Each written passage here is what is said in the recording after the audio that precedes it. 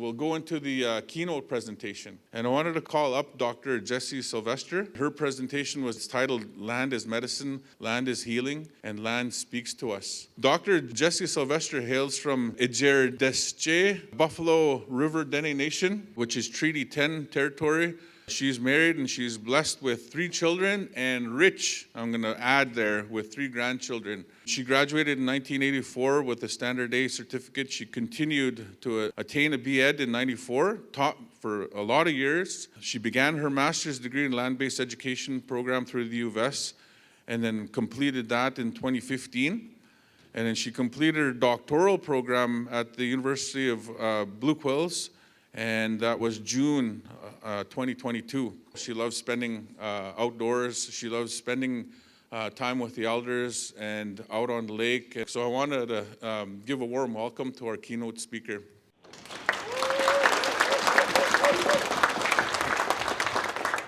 Hi, Masicho Kevin. So we'll begin. Our land and culture are one. Nohenene chu nuchanye esehetlu. And that quote comes from Elder Knowledge Keeper John Janvier of Floychoktwe, Cold Lake First Nations. Masicho to him. Supporting Indigenous language revitalization. I want to begin by saying Marsicho to the pipe lifted this morning. Ospuagan, I could be wrong. In Dene we say Thay. Thay means the pipe. Thay also means a rock, and Thay also means first, which tells you how long we've carried the pipe. Marsicho to all the elders present here today, the knowledge keepers, and the helpers. Also, a huge marsicho to the language champions, everyone in here. We're the warriors. We carry the torch. The work that you do does not go unnoticed. Marsicho for the invitation to give the keynote address. I am truly humbled and honored to give the address. The theme for the conference was taken from Nutaza. Our little father translates to our dad.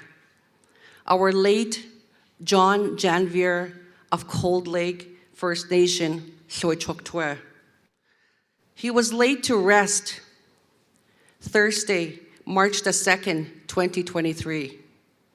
I'd like to just give a moment of silence. Marsicho. I remember he said this to us many times when working with the Dene language. And his quote literally means that the language and the culture are tied together, can never be severed, nor untied. Marcy. So here we talk about land is medicine, land is healing, and land speaks to us.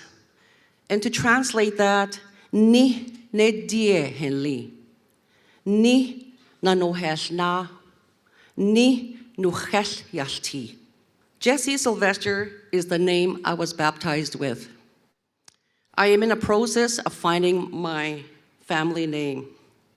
I traveled to the Canyon de Chelly, Arizona, to receive my Dene ceremonial name. My Dene ceremonial name is Nenaba Tsekwi Asibadarut Ehile, which means warrior woman. I was raised on the homelands of my ancestors, ejeredeséche, Buffalo River Dene Nation in northwest Saskatchewan. Ni ne die henli, ni na no hasna, ni nu hashyalti. I'm going to share with you my Indigenous Dene knowledge and paradigm, the dichotomy of living in 2 worlds and having to undo and relearn the Eurocentric epistemologies and to who I am as a Dene woman. I hope that by the end of the presentation, you will take with you the teachings from my late mother and from my ancestors. I will be weaving in and out as I segue my way through the years.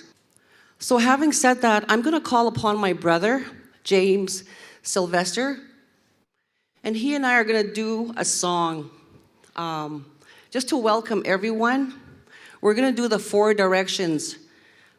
However, we have 6 directions as we sing.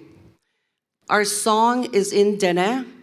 It talks about Sayezi, Nasi, Dazi, Thizi, Janihoke, and Sedariye. And you will hear the song. A little bit of history with my brother and I. He and I were raised, we were basically uprooted and taken to the residential school. And I will talk a little bit more about it as in my presentation. However, we'll do a song for everyone, to welcome everyone from all directions today. Masi. I think with colonization, as the elders spoke about this morning, I was told I was not to carry the pipe, nor the rattle, nor sing. So having been told that, the challenge is on. I carry the pipe, I carry the rattle, and I carry the drum, and I sing.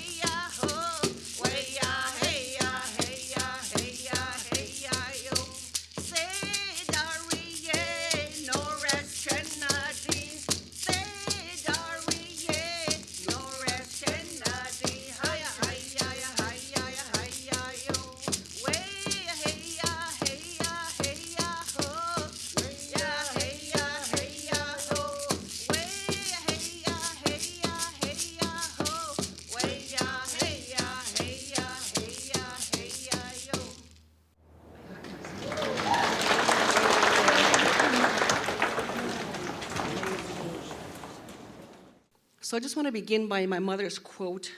And she reminded me, Nik ehotsi, ne die, bagaya tikuli, bekesoredli, tsethia bakayolti. Speaking of the medicines on the land is considered sacred. Call upon them gently. So this quote came from my late mother, Monique A. Sylvestre. She was born in 1938 and transitioned in 2012.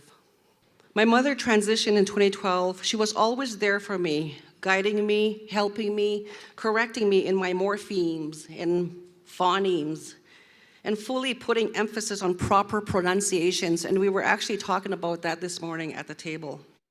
If ever I needed help, Mom was my go-to person. It's been tough finding the right person. And I'm sure all of the language warriors and champions here understand what I'm talking about. And our language should not be guessed at. It has a spirit and it should be honored. I come from the Treaty 10 territory, and I want to acknowledge the homelands of the Indigenous and Métis people here on the Treaty 6 territory, Marcy. In Saskatchewan, where I come from, we have 8 linguistic groups. We have the Lakota, the Nakota, and the Dakota, the Saulteaux, the Plains Cree, the Woodland Cree, and the Swampy Cree. And then the Dene. Seems like we've been forgotten for many years. The Dene are actually a huge linguistic group.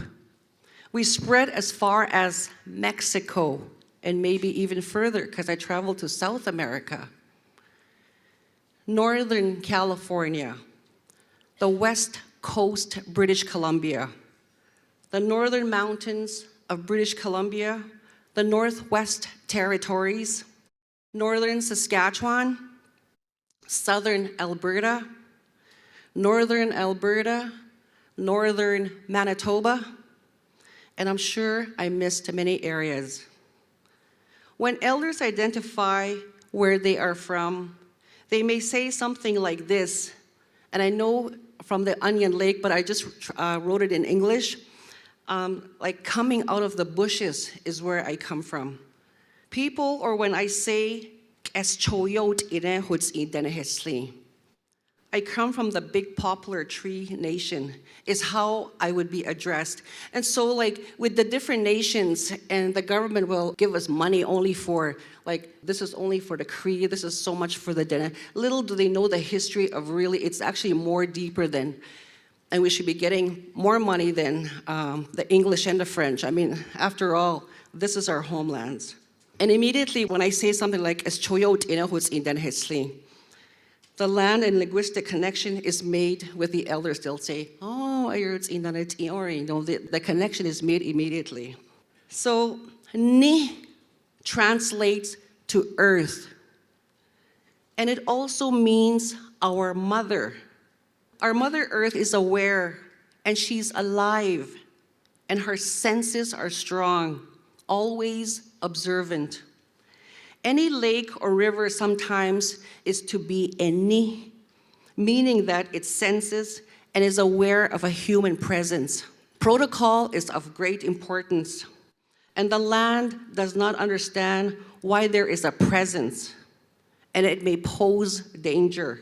It does not necessarily have to be tobacco to make an offering upon coming to a new territory, land, or a body of water, river, or ocean. Pick up a stick or a rock, and you have automatically made the connection, and it channels with you in terms of what you are holding. Begin by saying your prayer, give thanks, and throw it in the water or on the new territory that you are on. The land and the language have profound interconnectedness. Being immersed takes you on a spiritual journey when you are in tune wholly. Teachings from our old are ongoing. It may be at the least expected place. If an elder feels compelled to speak, they will speak. It is given to them. There is no right time for them. The time given is the time of the teaching. Natsete. Our Dene language is a polysynthetic language. That's the beauty of being able to speak it, to translate it, to write it, and to teach about the language.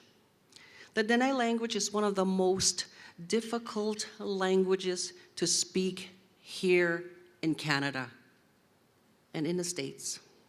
And I proudly say that, knowing our people survived and fought many battles and have won many through contact and using our powerful inkazi. Through language, through healing, and in ceremony, it speaks volumes of its origin and purity. If you break apart the word na te, it translates to dreams in English. When the word is taken apart in Dene, it has a deeper, profound meaning, and it cannot be fully translated into English, into the totine yatie.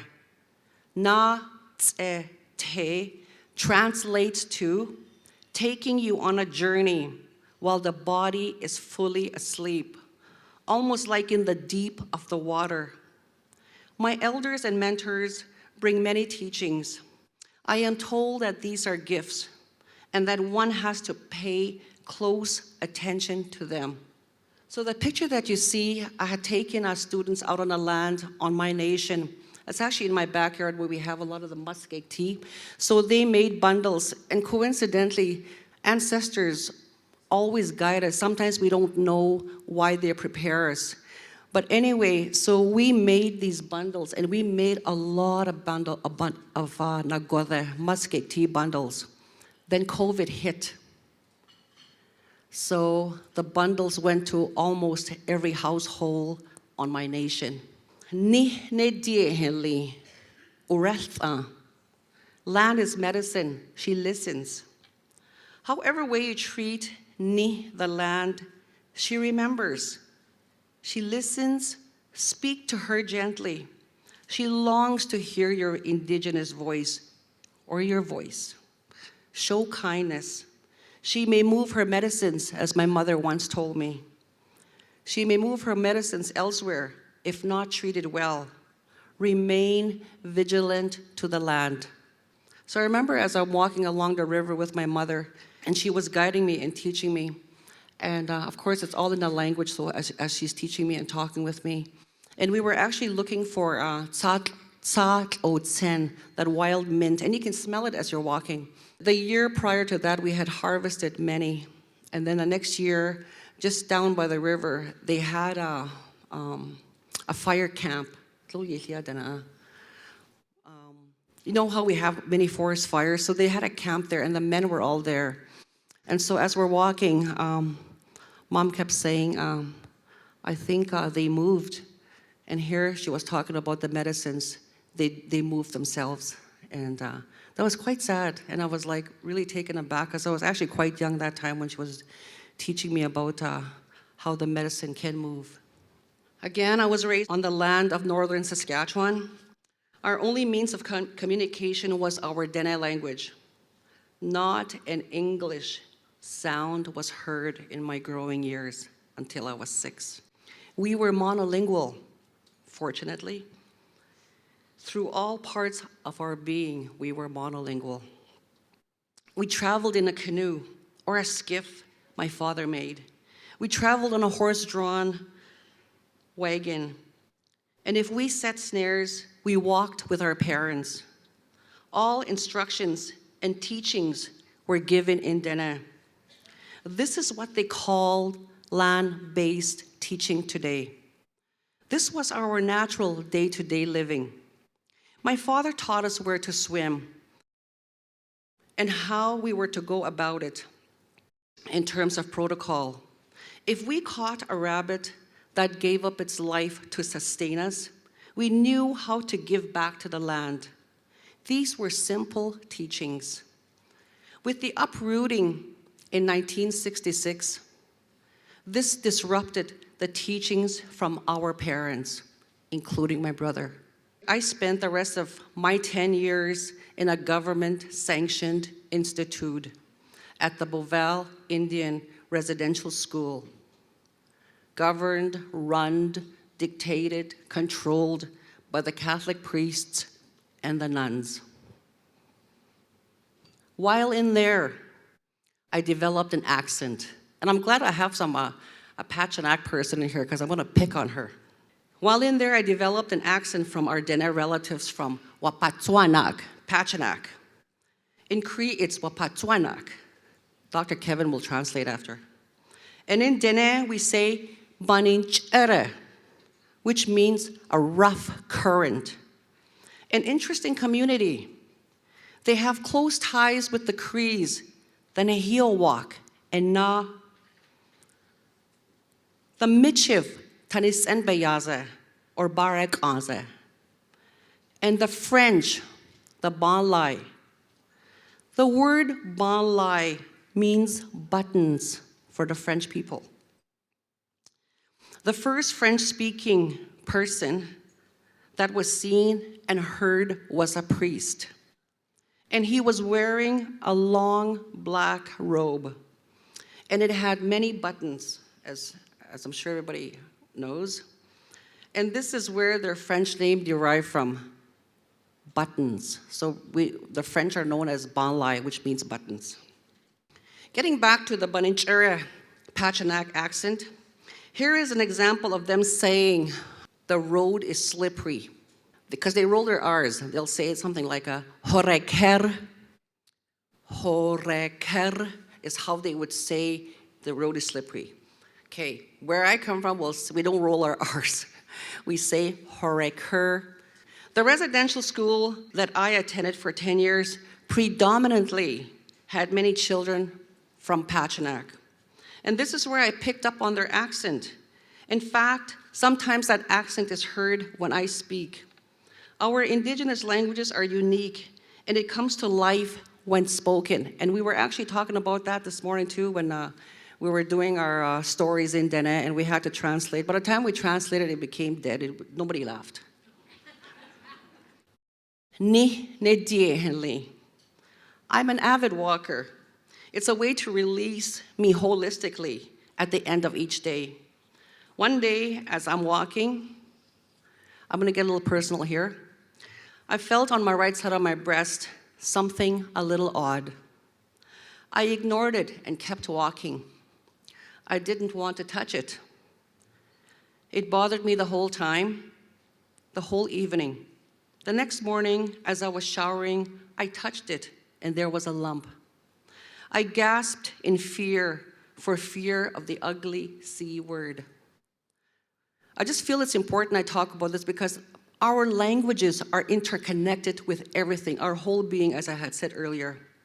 This was in 2006. My mind still indoctrinated and controlled. Thankfully, I was being looked after by the holy ones, the ancestors from the spirit world. They never gave up on me.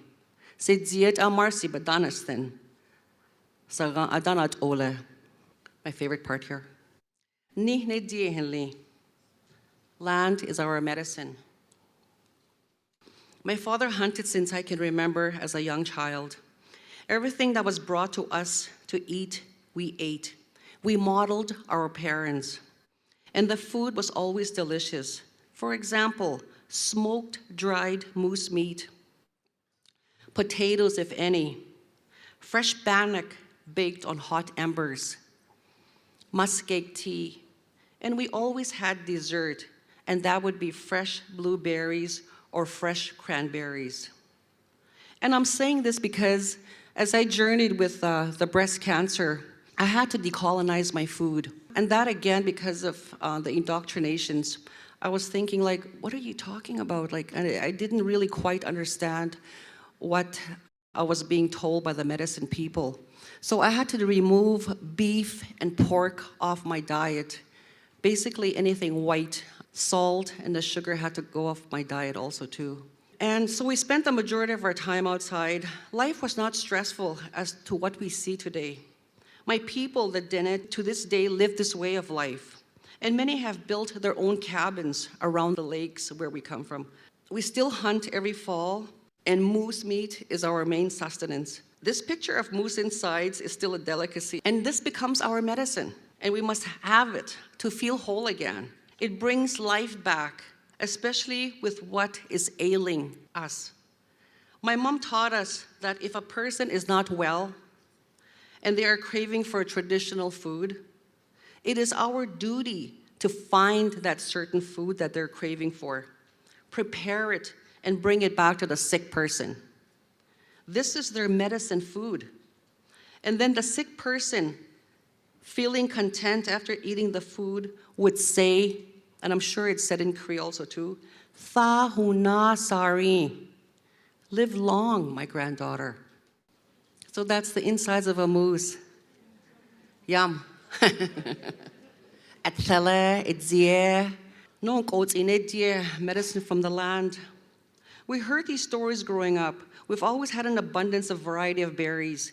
We were told, again, this is on my homelands, we were told that giant beavers lived in our homelands. And if you have that, a drone, we've had drones on our nation. From an aerial view, we have like about 6 sites around our very big lake. And then we call it Thintele Twe Mariah Lake. So you can see where the giant beaver had their dams and have their, where they come out from and where they had their lodges. So with their back feet, they dug up the soil and built their lodges and their beaver dams. This is still visible on my nation. As a result of all this, we have many different types of berries, and my mother explained this to me, and medicines in and around my nation.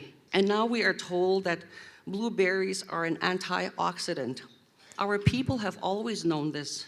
It was our daily diet to eat fresh berries right off the land or from the willows, our Saskatoons. None of us knew of anyone severely sick growing up as a child. Maybe the odd cold. So nantler, the cranberries, and salcho, the blueberries. These two were considered the main anchors of all berries, the top runners, or so to speak. Buffalo River Dene Nation to the Canyon-Desche, Arizona. In search of who I am as a Dene woman, I felt my life was still incomplete when it came to a ceremonial name. I could not find anyone to complete my search in northern Saskatchewan. So I had to seek my southwest counterparts in Arizona, my Dene Navajo relatives.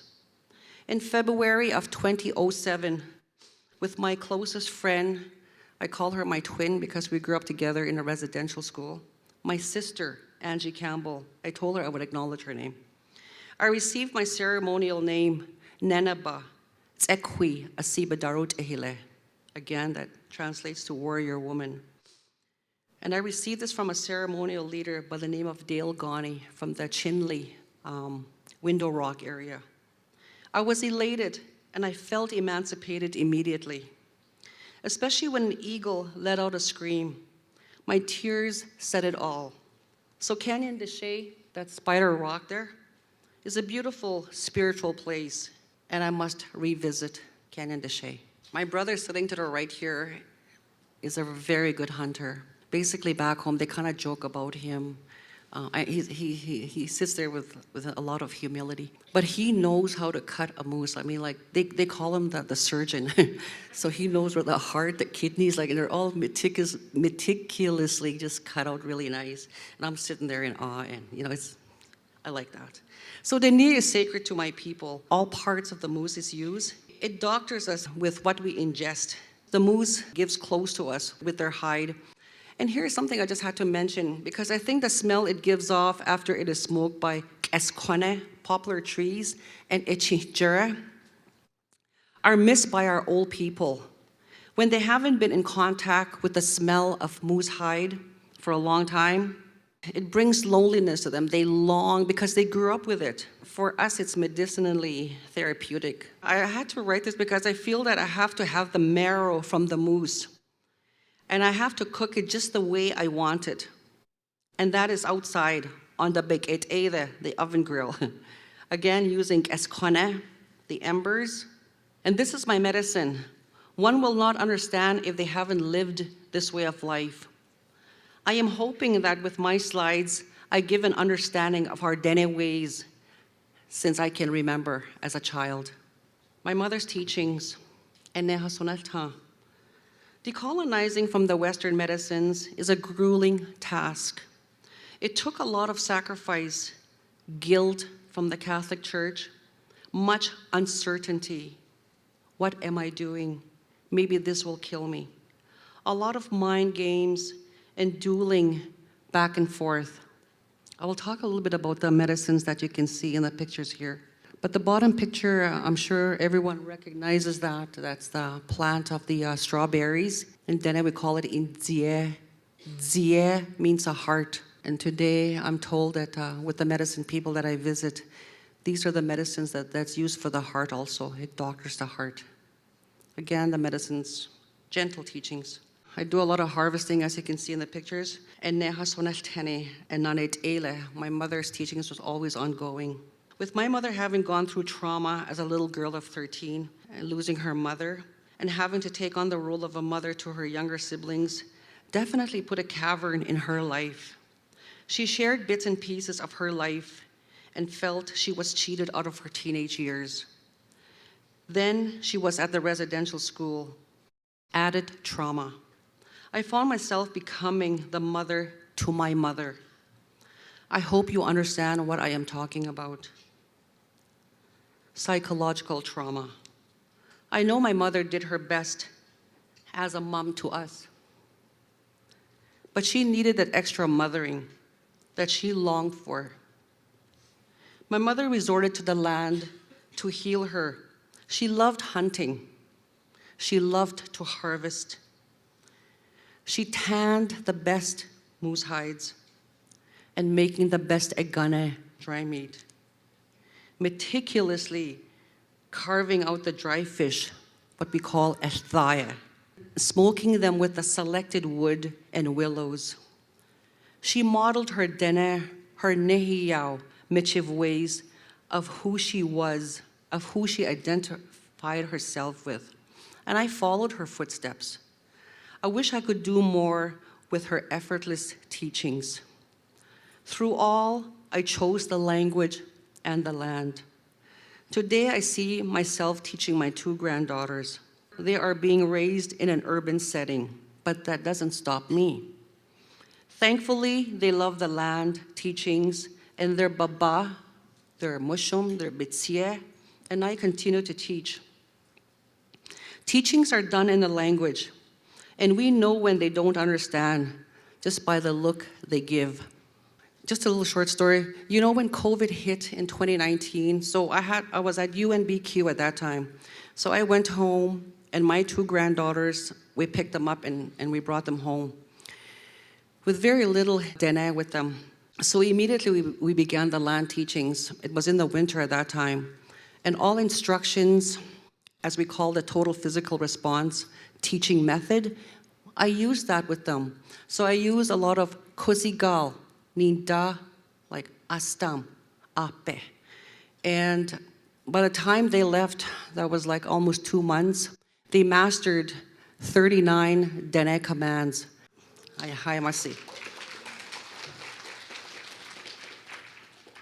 some of them are really funny, but these are commands like go to the bathroom, go pee, you know, like wipe your bum, like, and it's really cute to hear both of them say them in Dene, like irin sir nalas ninti sheniti. Continuing with my mom's teachings, my mom taught in an educational place system for many years on my nation, Buffalo River. She also taught in Thanchtwe, Wollaston Lake, and Gunnyquin, Fond du Lac, both Dene communities in the far northern part of Saskatchewan. When we are out on the land, we love eating the way our ancestors ate. We love eating. We sit on the land, as you can see, that bottom picture. We don't need a tablecloth. We break our willows, and place our Dene food, our cuisine, as you can see, on there. No forks are needed. Maybe a knife. Our fingers become the forks. And this is not uncommon with my people today. We still live this way of life when out on the land. So we don't throw no garbage away. Everything just recycles itself. Please believe me when I say that if I haven't done this in a long time, my body begins to send me messages of loneliness and cravings for this way of life. And I respond by honoring the cravings and putting the loneliness to rest. This is 100% healing, that I practice these ways of who I am as much as I can. To heal myself holistically and ourselves, we must go back to how our people lived a harmonious way of life. The land longs us, and they long to hear our Indigenous languages spoken. That's healing. The second picture is actually students on my nation, that's where we were making the muskeg tea ties. And one of them is my granddaughter up there. I was teaching her a protocol she had to follow. I opted out of chemo and radiation. I have absolutely no regrets, but this is a person's choice. This was all done through ceremony and healing from the land through my sacred language. The self-talk and communicating with the holy ones, the relearning to pray and talk with the holy ones, the holy ancestors in the Dene language is by far something I have never experienced. When I had to relearn the many teachings, I was really unsure and uncertain of myself in many ways. But the relearning of the elders and speaking to our ancestors in the language was, for me, the most rewarding. The channeling of spirits and listening and paying better attention brought healing daily. From where I left off in 2006, I brought it up a notch higher. This was to reawaken my land use Dene language, of where I spent more time on the land, hunting, harvesting, canoeing, getting a fire going, and to just sit and meditate, to fully concentrate my whole being on the land and my surroundings. Leaving the doctor's office in January of 2007 felt liberating. I felt I could breathe and that the stress that was put upon me was lifted. And this is where the true healing began. In 2006, with the diagnosis of breast cancer, there was so much that went through my mind because a person who's stunning then, a person wants to live. I was really, really confused. I just felt that I had to go back to my medicines, but then I thought, oh my gosh, the Western medicines are, they're way better than our way. And so the fighting and it was just, it was really tough. With the little that I knew, bring protocol and go into ceremony. And since then, there's been a lot of ceremonies I have attended. But through it all, again, like I said, I opted out of the radiation and chemo. And, here I am, how many years later? Like I said, if I had a Tylenol, I mean, that would really confuse what's happening in my body because I don't take any Western drugs with in terms of pain or anything. Because our body speaks to us. It'll let us know, and we shouldn't pacify it with pharmaceutical drugs. But again, I may be offending anybody. It's not to offend anyone. It's just what I went through. So after that, 6 years later, and I've been out of education for a long time. This is out in the land on our way from Nipawin. I'm still drinking my traditional medicines from the land. I speak to it, and I thank them daily for entering my body to begin their work by doctoring me gently and continuously speaking to me in the ancestors' Dene language. I felt stronger, not only mentally, emotionally, and spiritually. My physical strength felt better. And this is me doing my master's Indigenous Land-Based Education through the U of S in 2014. And that's Dr. Verna St. Denis giving instruction there. So we paddled 400 kilometers in a canoe, and we took 2 courses throughout the 400-kilometer trek. Wonderful, caring professors, and I must acknowledge them. Dr. Alex Wilson, Dr. Verna St. Denis, Dr. Raven Sinclair, Dr. Carla Jessen Williamson, and Dr. Yvonne Vizina. The Land-Based Indigenous Education cohort began in 2013 in Baker's Narrows, Manitoba. Then our second land-based was in Hawaii, a beautiful place that stole my heart. Then our third land-based was right in the heart of British Columbia, a beautiful, hot, hot place, Whiston, BC. The powerful mountains and the strong rivers with a lot of salmon. And our last land-based was this 400-kilometer canoe trek, which we launched in Nipawin, Saskatchewan. And we canoed all the way to Apasquiac, Manitoba, finishing our land-based Indigenous education in 2015.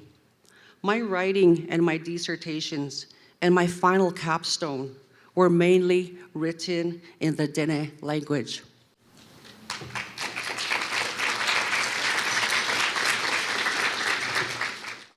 Being of monolingual descent, I think firsthand in my language. And then I make that transfer to the settler's way of thinking. Definitely not an easy task. It takes years of patience, practice, to attain the confidence. The dichotomy of the two worlds have challenged me to translate at the Prime Minister's debate in 2019, along with Dr. Kevin Lewis. And I have traveled to Ottawa when they had the papal visit in 2022 to do simultaneous translation. My Dene language has allowed me to travel to many places, to do translations, interpretations, speaking, and a lot of things. And my mother had told me, this is what's gonna happen to you, my girl. And here I am. My Dene language has allowed me proficiency. And I know when the land calls me, it's because I have been away from the land too long. The concrete of the city disconnects and sucks the language and energy out of a person. The medicine people who have guided me have told me that I cannot live in a city for too long. The loneliness of our indigenous languages are longed for by the land. Our people communicated with all beings, all life, and we are reminded by our old ones that the first stories were heard from the land. So reflections from the past. Stay in tune with the past. We must heal and let go as we journey. I know I had to do this, and this will be ongoing. Healing happens in lodges, on the land. When the indigenous language is spoken as it should be in lodges, a pathway is set for everyone participating on their healing journey. We hear of pain, we hear of growth, we hear many stories. Many are spoken in the language. Songs are sung in the language. Definitely a place to begin the healing and reawakening our sacred languages and to nurture our beings. If one is not in tune with the environment, they may never understand the traditional teachings. Being raised and taught in the colonial systems will mentally block you from learning this way of life and teachings. Being an avid walker, I remember walking with one of my friends, and this was during when most plants were in full bloom. My friend would ask me, "What are you and awing about?" And I would turn to her and ask, "Do you not smell it?" And she'd say, "What are you smelling?" And I would tell her, "I'm smelling the sweet smell of sweetgrass." Sadly, she could not smell it. So we have to allow ourselves wholly. My travels, I'm blessed knowing that I can connect with the plant life from where I was raised. I smell them. I talk with them in my Dene language. I touch them. Most of all, I truly love their kindness and willingness, and they immediately go to work. This is very important to know and understand through protocol, that the medicines know what to do. You must speak to the medicines for them to understand the work that has to be done. Again, all in the indigenous language, preferably. To be mindful at all times. Humble yourself, for they know. Bekesutli nedie. Respect the medicines. This is just a little story that I have here. In the fall of 2012, we began to travel to a place called Loutroise. It borders Alberta, because if you look at the map, my nation is like right across is the Coal Lake First Nations, and our people used to communicate through horse-drawn wagons or horses without the consent of our peoples. That's when the air weapons blocked us off. It's about a 7-hour trip from my reserve of Buffalo River. So this is an area of floating a land that we travel on. It's a beautiful area. I would tell my husband to stop there, again, not knowing when we did. I'd close my eyes and I'd just sniff out the air. I could never figure out why until later years. I asked him to stop. This time I saw the medicines. They were the ejeredeséche, pitcher plants, the most beautiful plants and powerful medicinal plant used for healing and doctoring. And this medicine is really hard to find. Today, every fall, hunt is different, and my brother can attest to this. Many of our traditional hunting grounds have been desecrated. We are left to hunt in other territories. When the land suffers, so does our languages. They are both interconnected. Ni dai ade, when the land suffers, no heya tieti dai a, our languages will suffer too. So I'm just going to quickly go over the medicines that I harvest. These are the medicines that my mother taught me. Here's muskrat root, zenni, chaga, ch'al, thi. So I harvest this myself along the lake close to my place, and they grow on birch trees. Spruce gum, elze. Again, this is found outside my place. I don't have to walk too far to harvest these medicines. Puff balls, that's santier. These medicines are found on the ground. Yarrow, that's in the mountains in BC. My son lives out there. Anchai, be'im baye del gayaze. The muskeg tea, that's from outside my place. Nagwade, sweet grass from my nation on a prairie where the buffalo once roamed. Ok nezung fetsene. Sage, ok del gai. We only have really short sage back home, which is buffalo sage, because that's where I come from, Buffalo River. So these pictures were taken in the Alberta area around St. Paul, Saddle Lake, between Lethbridge and Montana also too. So my brother and I are going to do Naneist Ilosan song, meaning we'll see you again. It's a journey home song.